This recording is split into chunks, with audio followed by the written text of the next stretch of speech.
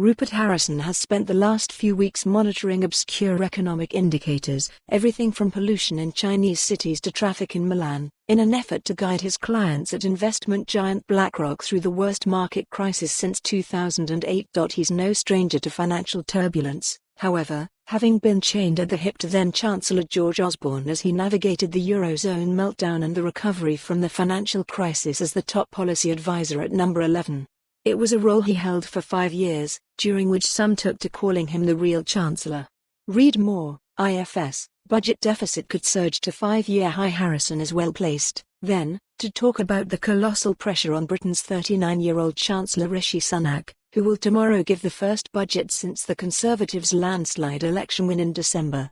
Once billed as the budget that would level up spending across the country, it is now set to be an exercise in coronavirus damage limitation.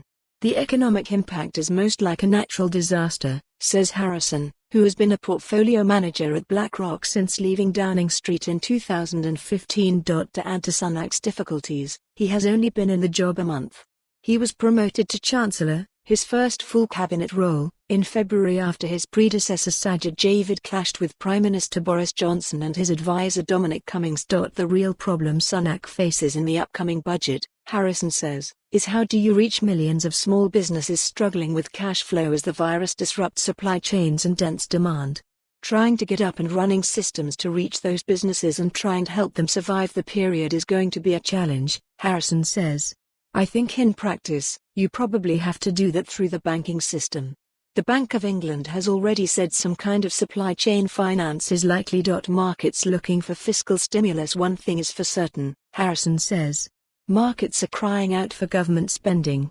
In a world of ultra-cheap borrowing, investors are looking for a permanently looser fiscal stance from governments, conditional on wanting to see that extra spending invested at a high return rate, whether that's infrastructure growth, enhancing investments, paying for the cost of net zero, carbon, transition. In the UK, he says, everybody has taken on board the focus on regional growth, infrastructure, and the productivity agenda. He adds, that's welcome, as a UK citizen or as an investor in UK assets. Read more. Treasury to move a fifth of staff to Northern Economic Campus, says Rishi Sunak. It's a surprising statement from a man who can fairly be described as one of the key architects of austerity. Has he changed his mind? The circumstances have changed, he says. Instead of a budget deficit of 10%, we've got a budget for more. On this story, visit the news article link.